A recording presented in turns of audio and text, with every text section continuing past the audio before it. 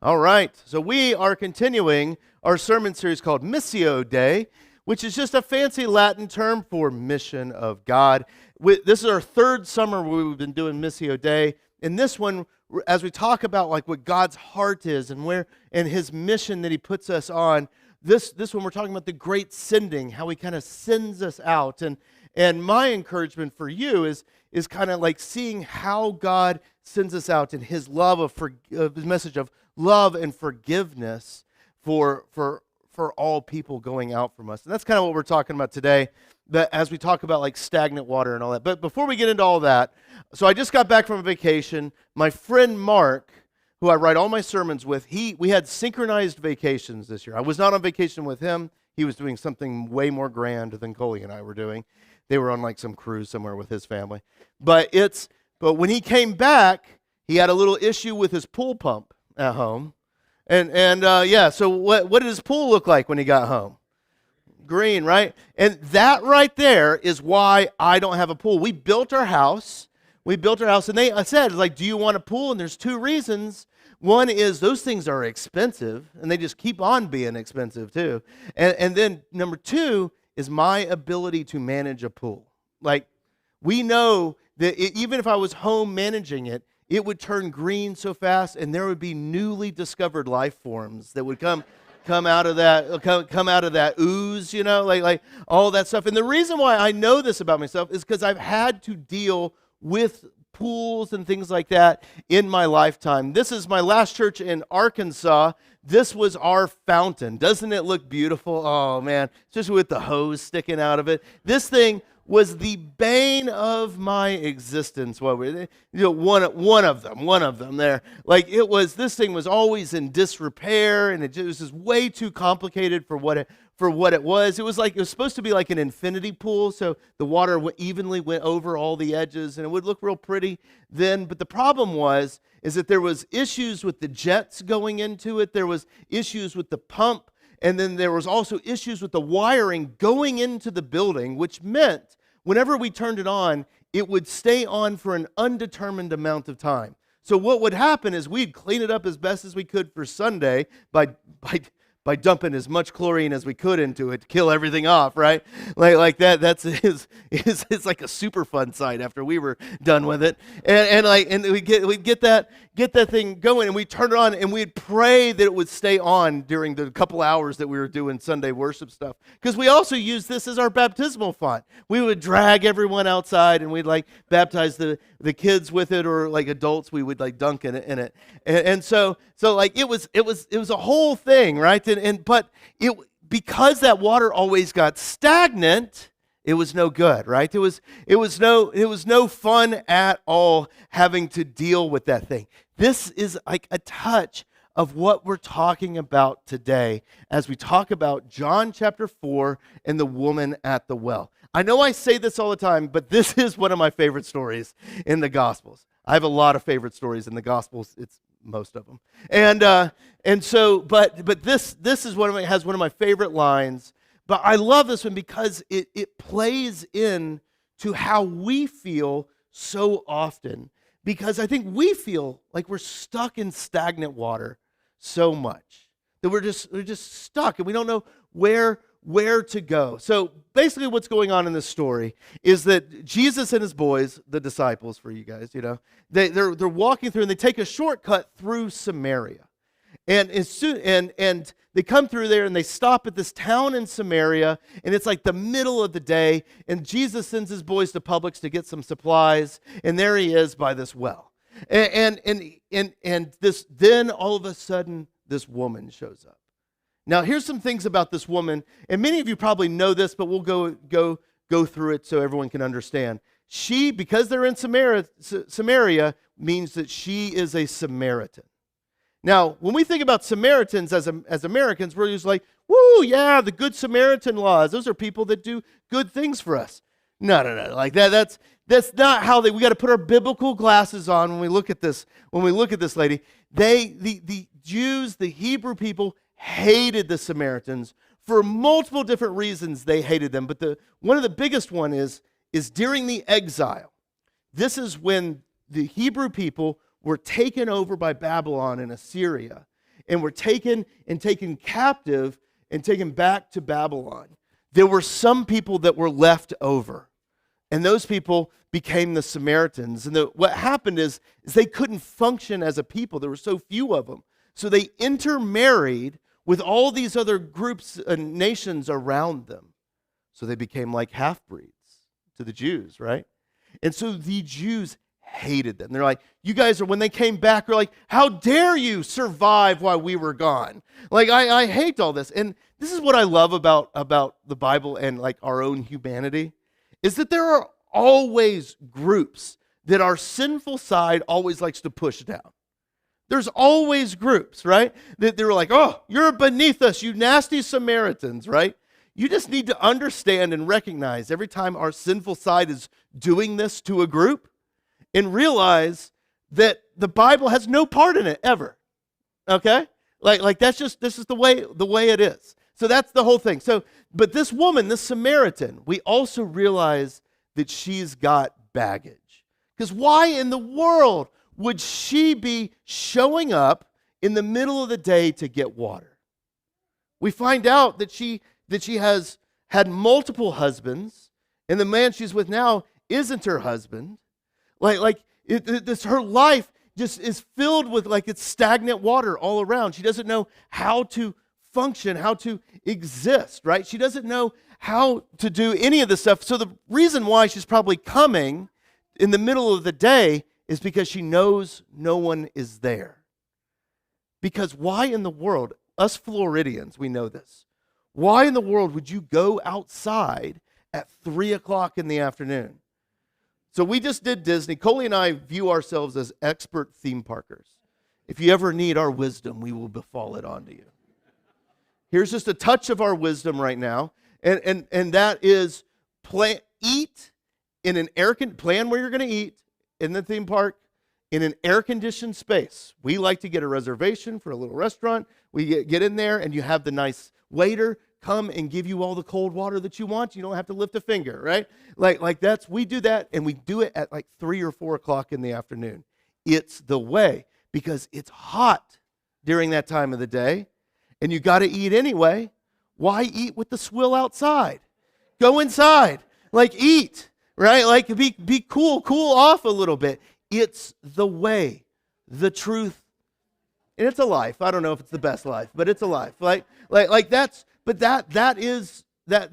what we do. So why is this woman getting water? It's because she doesn't want to deal with the drama. She's done. She's got so much stagnant water that's all around her that she doesn't want to deal with it, because she knows if she shows up in the morning with the rest of the people getting water, they're just going to talk to her about her life and how terrible it's been, right? Have you ever avoided any conversations like that? Because she had been doing this for months, and she'd walk around that corner. All right, good, there's no one there. And then today she walks up and she goes around the corner and there's Jesus. Oh, dang, these buckets are heavy though. And goes up there tentatively, right? And then Jesus starts talking to her. He's like, "Can you give me some water, please?" Oh, leave me alone. I don't have time for any of this, right? Because she's it's this just such real message of stagnant water all around us. And so they talk about this for a little bit. She's like, "What are you doing here, man? You're a Jew, I'm a Samaritan, not to mention you're a guy and I'm a girl. We're breaking all these cultural norms right now. You shouldn't be anywhere near here." All that stuff. And he's like, "Yeah, it's fine. I sent my boys into Publix. They're getting some subs." They're coming on in, and she's talking to all of them, and he's like, "Give me water," and she's like this doesn't work. This doesn't work. And Jesus, after she says that you don't have anything to dip or anything, he says, "If you knew the gift of God and who it is that asks you for a drink, you would have asked him, and he would have given you living water." Now, you got to understand what's going on here. I think when we read this right here, when we think about living water, we immediately go into our American Christian phase, and we overly spiritualize it right away. Oh, living water, yes, pour on the living water, and we start singing like 90s Christian songs and stuff like that about water like falling on us. I don't know. I'm just pulling images from my past. And so we do all that, but living water is like, let's not spiritualize it. Let's actually talk about what it is. We know we've been talking about stagnant water, but living water is actually a thing. We don't really call it this. We call it more like rushing water. And the way, after kind of studying this, the way I thought about it is like when I was younger and when I lived in Atlanta, and we'd go up into the Appalachian Mountains, and I have all these memories of, like, you have these like small rivers or big streams that are just like crystal clear water kind of rushing down through it. And you try to walk through it, you're like thigh deep in that water, and the water's like trying to take you with it, and you're just, I'm trying to get over there because the map says there's a waterfall, and you're just trying to walk through it, and the water is just kind of rushing and trying to take you with it and all that stuff. That is living water, right? And then Jesus puts a spiritual message on top of their language that they already had. You see it? You see it? Like it's that like water just pushing you down the way there. And then they talk about Jacob's well for a little bit, and then Jesus says, everyone who drinks this water in this well. By the way, they would have thought that water in the well was a type of stagnant water. It's kind of the same way that you would consider like a puddle. Like that's like, and we all understand this intuitively. If you put a glass of water, if you pour a glass of water and you take a sip out of it, put the cup on your counter, and then if you're anything like me, you don't clean that up for 3 days. And like, I don't judge you. And like that's, and like you pick up that and you grab and you get so dumb. And do you drink that water after 3 days? No, there's probably nothing wrong with it. It's got chlorine in it and stuff like that. But you're like, no, that's bad water. And you throw it down and you pour new ones, right? It's out of the same pipes, right? Like that's, like there's this inherent sense that we want that living water. We want that living water to come out of it there. And Jesus is talking about that. He's like, but whoever drinks this water I give them will never thirst. Indeed, the water that I give them will become a spring of water welling up to eternal life. Now, I want you to look at how the woman responds to Jesus here, because it's fascinating to me. She goes, give me this water. Give me this water, because it's going to solve a problem. She's like, because if I never get thirsty again, you know what that means? I don't have to deal with Betty and Sheila and Earl and all these people that make fun of me whenever I come and get water. I don't have to deal with any of these problems. I don't have to come here to draw any of those waters. If your name is Betty, I'm sorry. If your name is Sheila, I'm sorry for other reasons. But like that's an inside joke here at Grace. I'm sorry, like all that. It's an inside joke. But yeah, she's like, I don't want to come here. And that's so relatable. Because like there's so many times when I have felt like just I'm in stagnant water. And I just don't know how to move forward. Now, we're funny, though, in how we deal with the stagnant water that are around us. Because we're like, well, I guess this is just fine now. This is just how I exist in the midst of this water. And so we begin to say things like, well, like, I guess I just need to make the best of this stagnant water. So we begin to proclaim to everyone, I have the cleanest stagnant water around. Right? Like, yeah, I may be stuck in this, but I have added so much chlorine to it. It's the cleanest stagnant water around. So we argue about all these things. Like, I have the most pure, wonderful diet. I have the best, around. We end up saying weird things about being the best at theme parks in front of a bunch of people. I have the best, like, stagnant water around. It's the most clean. It's the best, right? Like and we especially do this in like church world. I love it. Like we were like, we have the most clean, best doctrine that we could have in a church. Talking about how clean, the stagnant water is around it. We have the best. We're the most missional. We're on the most mission for God. I hope that each one of you at some point can be blessed and go to a church conference, right? Meshach and I have been to a few church conferences, like all of that stuff. We're usually the ones talking. That's the problem, right? But like we go to these church conferences or these pastor conferences because here's what they are.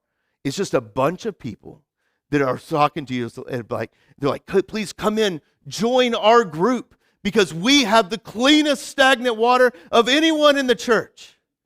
But this is how we do evangelism, is it not? We're like, we have the cleanest stagnant water around. Join our church. We have the friendliest church. We have the best worship. You know, we have the best pastor. Our water is so much cleaner than those dirty Methodist water over there. Oh my goodness, you know? Especially those Catholics, right? like that's, our water is so much better. And that's how we treat evangelism. We're trying to pull people, bring people into our own stagnant water, saying it's the cleanest, it's so much better than theirs. And don't hear what I'm not saying. It's not bad. That stagnant, that glass of water that was 3 days old and you just poured down, you could still drink that. It would nourish you. Water's fine. Clean water is good. Good doctrine is good. You know, missional living, being on mission for God is good. You know, being a friendly church is good. You know, having good worship is good. Yeah. Having a great pastor. It's a good thing. You know? But it's still that stagnant water. And we're trying to bring people to it. This is what Jesus and the woman are talking about. Think it, because we just try to bring, it's like, no, don't go to the Methodist church or something like that. Come to ours. Come to this one over here. Look at what they start talking about. This is verse 19. Sir, the woman said, I can see that you're a prophet. Our ancestors worshipped on this mountain, in this pool of stagnant water. But you Jews claim the place where you must worship is in Jerusalem. She's like, which is the cleaner pool, Jesus? Which is the cleaner? And Jesus is like, believe me. A time is coming when you will worship the Father neither on this mountain nor in Jerusalem. And he's talking about that living water. And the biggest thing that I've seen has been a change is kind of what we've been dealing with that woman that she is like, Jesus is revealing everything about her. You know, she's trying to hide from all of her shame so she doesn't have to deal with it and just deal with the stagnantness of it all. But Jesus begins to show her, he's like, hey, I know everything. I know all your struggles and pains and hurts. I know that whole spectrum of sin that you got going on in your life, right? And the thing is that Jesus is like that living water that's just, the Spirit of God is just flowing out of him, and it's always about forgiveness and love for her. That it's never about trying to drag her out. It's like, you need to come into this other pool, but it's about that water just rushing, like that water in the mountains is just pushing you down, down, down, and down, and down, right? Like it's that water is moving to her and giving her, letting her know that God is for her constantly, to the point where she left the stagnant water jar that I don't think she ever filled. And she went back to the town and she said, come see a man who told me everything I ever did. Could this be the Messiah?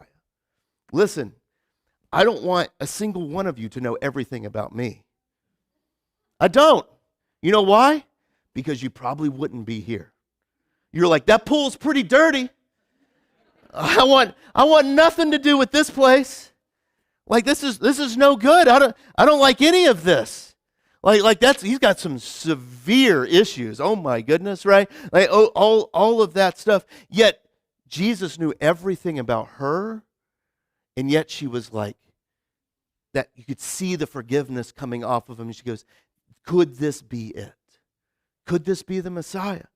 And I think that's what we see with Jesus on the cross. So often we put the cross in the midst of like stagnant water, but God put it in the midst of our filth and hurt and pain, in the spectrum of our own sin and disease and hurts and pains or our sins, like that, all of that Jesus came and took it all. And then when he rose up from the dead, it's not like, oh, well, I need to make sure I'm in the resurrection pile of water. No, like Jesus by his Spirit comes, and it's like living water, rushing water, rolling over all of us, barreling down on us to where it almost seems overwhelming as that crisp, clean water just envelops us all around. That living water is for you, and that no matter what you may have done, what pains and who you've hurt, who has hurt you, that God forgives you and loves you to the point where you're like, could this really be it? I think one of the great examples of it is going back to my stagnant water here in this fountain. This thing was a mess, as I said.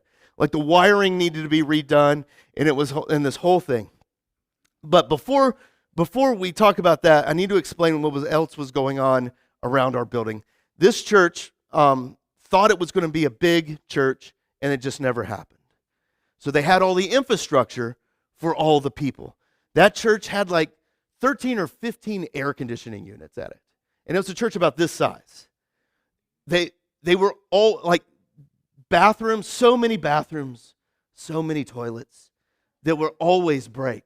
Oh my goodness, right? Like just constant maintenance over there. And that's when I discovered a guy named Mike. And Mike came, and Mike was like an electrician and a plumber and all these things. And I found out that if I hired Mike to do the repair job, it would stay repaired. The dude was a miracle worker. He actually knew how to fix things, which was great. And the other cool thing about Mike is he would be working on our AC units and all that stuff. He liked it when I would like be hanging around him and talking to him and all of that. And when I first started like hiring Mike and we would talk, like he was going through a divorce. He really wasn't the best husband, not really the best dad. And he kind of went through the divorce and all that stuff. And then, I was talking him through like what it meant for him to live after the divorce. And then he started getting girlfriends. And then he had 2 girlfriends at one time for a while. And I was like, come on, man, like over there. And then like, it's like he was doing all these things but he would fix, and we would talk, and I would always talk about how God was for him. That God would forgive him and all that stuff. And the one day when the church would finally had enough, we're like, let's spend the money and actually fix the fountain. So this is a picture of Mike fixing the fountain. This thing, like, we had to redo the jets. We had to rerun line into the church building. Like we had to, because everything was corroded and it was a mess. We had to get a new pump and all that stuff. And we did all this stuff, and it was a whole thing. There was like a big basin underneath there that would have to fill up. And then, as we fixed it, he had to this whole process to get it filled. And I remember like Mike and I were standing over there and we're watching it. We're like watching it with ease. We're like, there's got to be something else that's broken. Like this. The breaker's going to pop, and it's not going to stop working, and all that stuff. And we're walking on, and we're kind of admiring that there was a job well done, right? Like over there, and watching this infinity like effect going on over the fountain, and everything is running really great on the fountain. And he looks at me and he goes, "Can I get baptized?" He goes, "You guys use this for baptisms, right? Can I get baptized?" Like, yeah. And you know me, I'm a good institutional servant. I immediately go to the stagnant water, right? Yeah, we can be baptized on Sunday or the Sunday after that. Like, ooh, man, I think Pentecost is coming up. You can get baptized on that day. And because I'm dense and an idiot and like all that stuff, And he goes, well, how about now? And I was like, oh, well, that's sudden. I didn't bring a bathing suit or anything. Like that. That's over there. And I went, I guess we can get baptized. He goes, great. And he starts taking off his clothes. And all of a sudden he's down in his underwear, and I'm in my underwear because I had to it's like a Thursday. It's a work day. I can't get all my clothes wet. Come on, and it's over there, and I baptized him in the midst of that, like in the name of the Father, Son, and Holy Spirit. I still think about what if a member had pulled up, and I'm sitting in the tub in my underwear with this.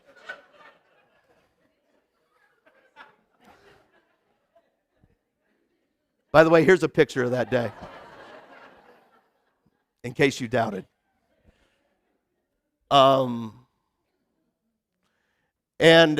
was because that rushing water of the Spirit, of always letting him know that God was for him, that when he saw the water, he's there, that he wanted to be part of it. And the coolest part of my job, I think, is being able to see this work through each one of you. That you go out from here, that the Spirit of God, by His resurrection, by that Spirit of Pentecost, that just flows out of you, coming forward, that no matter what spectrum of sin or struggle that anyone may be on, that you are always looking at them and that forgiveness is always quick. That God is for them and love them. And I love when I get to see everyone here go out from that point over there, and that someone that you are talking to may say, hey, that's good news. And we'll end right there. Please stand for a little prayer. God, we thank you that you love us and that you are with us. Lord, send us out from here as your Spirit is like just living water coming out of each one of us. That we can bring that forgiveness and love of your kingdom to so many people. Not because it was effectively given by any of us, but because your Spirit brought through love and your love to everyone around us. Thank you, Jesus. Amen. We'll sing our